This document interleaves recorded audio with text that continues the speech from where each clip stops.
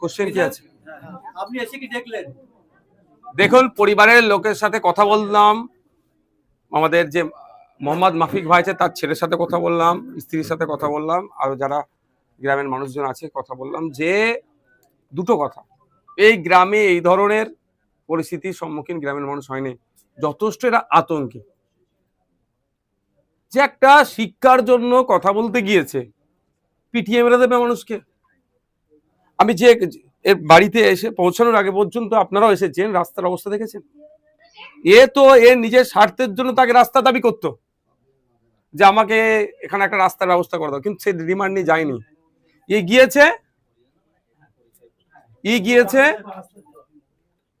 আমার ভাই গিয়েছে যে এলাকার শিক্ষা প্রতিষ্ঠানের মান উন্নয়নের জন্য। আক্রমণ করছে কারা? শাসক দলের ছত্রছায়া থেকে যারা থাকছে।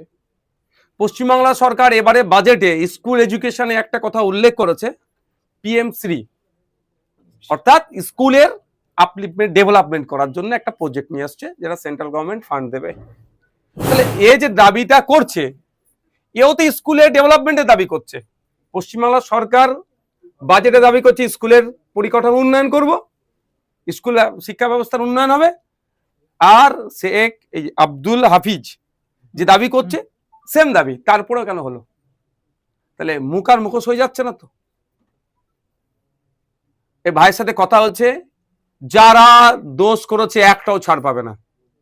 যাদের নামে অভিযোগ করেছে প্রথমে, পরবর্তীতে ওদেরকে যারা শেল্টার দিয়েছে আশপাশে যারা ছিল, গ্রামের মানুষের সাথে কথা বলে তার নামগুলো আমরা নোটিং করিয়েছি, থানাতে করে এসেছে। প্রশাসন তার দায়িত্বশীলতার পরিচয় দিয়ে কাজ করবে। অলরেডি দিল্লি থেকে প্রতিনিধি দল এসছে, সিজেপি তারা আছেন, দীর্ঘদিন ধরে আছেন, এদের সাথে আছে। এদের যারা দিল্লির বস মানে নেতৃত্বরা আছে সবসময় যোগাযোগ করছে। এক কথাই, যে অন্যায় হয়েছে শাস্তি চূড়ান্ত ভাবে চাই আমরা। পুলিশের পক্ষ থেকে একটা দাবি করা হচ্ছে টুইট করে, যে এর বাবার মৃত্যু হয়েছে রক্তচাপ জনিত রোগে। কি বলবেন আপনি? দেখুন, এই ধরনের মন্তব্যকে আমি পাত্তা দিই না। পুলিশ তার ব্যর্থতা হয়তো কোনো জায়গায় ঢাকার জন্য চেষ্টা করছে। একবার আক্রান্ত হয়নি, দুবার আক্রান্ত হয়েছে। একটা বাড়িতে এসে মারধর করেছে, দ্বিতীয়ত যখন চিকিৎসা করার জন্য নিয়ে যাচ্ছিল পথের মধ্যে আক্রমণ চালিয়েছে। ফিরে আসার পথে আক্রমণ চালিয়েছে। আমাকে এটা বলতে দেন। PM রিপোর্টের কথা হয়তো তারা বলছে, পুলিশের হাতে এখন কি PM পোস্টমর্টম রিপোর্ট গিয়েছে আমি জানতে চাই। যদি গিয়ে থাকে তাহলে নিশ্চিতভাবে একটা কপি আমাদের বাড়িতে আসতো, এ বাড়িতে আপনারা রিসিভ করেছেন। তাহলে কোথা থেকে পেল? ওই আকাশ কুসুম কথা ওনাদেরকে রাখতে বলুন, এই টুইট খেলা বন্ধ করতে বলুন। এখন 10-12 বছরের বাচ্চারা টুইট ভালো খেলতে শিখে গিয়েছে।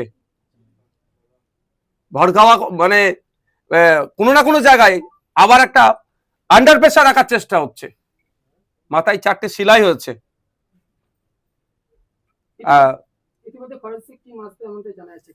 দেখুন, একটা কথা বলি, ফরেন্সিক টিম এসে কি হয়ে যাবে আমি এটা বলতে পারবো না, কারণ এভিডেন্স আর আছে, ও তো ডিস্ট্রয় হয়ে গেছে। এই যে ঘরে আমরা যাতায়াত করছি এতজন, সব তো শেষ।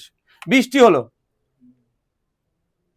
আর কিছু পাওয়া যাবে কি বলতে পারছি না আমি। তারপরেও যখন আই উইটনেস আমরা আছি, গ্রামের প্রচুর আই উইটনেস আছে, আমাদের আব্দুল হাফিজ আছে, আই উইটনেস, যারা দেখেছে কারা কারা এসেছে কি করেছে, এটার ভিত্তিতে চলতে হবে। অষ্টম মাঝি বিজেপি নেতা, তার নাম উঠে এসেছে, তার ভূমিকা উঠে এসেছে। অন্যদিকে বিজেপি বলছে এই ঘটনার সঙ্গে দলের কেউ যুক্ত নয়। কি বলবেন? তাহলে বিজেপিকে ডিক্লেয়ার করতে বলুন যে অষ্টম মাঝি তার দলের কেউ নয়। এড়িয়ে যাওয়ার চেষ্টা হচ্ছে। মুখ্যমন্ত্রী আমাদের এই ইন্দাস বিধানসভার বিধায়ক নির্মল কুমার ধারা মহাশয় একবার স্কুল পরিদর্শনে গিয়েছিলেন। নিশ্চিতভাবে তিনি স্কুল পরিদর্শনে এই জন্যই গিয়েছিলেন, শিক্ষার পরিকাঠামোর মান উন্নয়নের জন্য, কি পরিস্থিতি দেখার জন্য। ওই তার সাথে তো কেউ খারাপ আচরণ করেনি। তিনি জনপ্রতিনিধি হিসাবে গিয়েছেন, আর এরা যুবকদের প্রতিনিধি হিসাবে আজকে সারা দেশে আজকে ঘুরছে, দেশের ভবিষ্যতের প্রতিনিধি হিসাবে এরা দেশে ঘুরছে। এটা কি অন্যায় করলো নির্মল? তো যেই যাই বলুক না কেন, আইন আইনের পথে চলবে। কেউ যদি মনে করে আইনকে ভুল পথে চলাবে, তাকেও জবাব দিতে হবে। আমি পুলিশ প্রশাসনকে বলবো, এবারে পশ্চিমবঙ্গ বিধানসভা থেকে দাঁড়িয়ে পুলিশ মন্ত্রী একাধিক পুলিশকে কিন্তু সাসপেন্ড করেছে, কারণ তারা বিগত সরকারের আমলে তাদের সঠিক দায়িত্ব পালন করেনি। তাই আমি আজকে এখানে বলে যাচ্ছি, এক মাকেও শীত যায় না। যদি কেউ কোনো নেতা কেতার কথা শুনে ভুল ইনভেস্টিগেশন করে এই কেসকে বিপদে পরিচালনা করে, আগামী দিনে কিন্তু ফাইল খোলা হবে, সেই পুলিশকেও ছাড়া হবে না। পরিবারের সাথে তো কথা বলবেন, কি বলবেন? সেটা দেখাচ্ছে তো। আচ্ছা, কি অবস্থা হচ্ছে? কোনো জায়গায় কংগ্রেসের নেতাদেরকে গুলি করে খুন করছে, কোনো জায়গায় ন্যায়ের কথা, স্কুল এডুকেশন ডেভেলপমেন্টের কথা বলছে, তাদেরকে খুন হয়ে যেতে হচ্ছে। কোন পরিস্থিতিতে বাংলা দাঁড়িয়েছে? কলকাতার নিউ মার্কেট হোটেলে আগুন। আমি ওই আচ্ছা, এখানে আমাকে এই রিলেটেড কোশ্চেন করবেন, উত্তর দেবো আমি।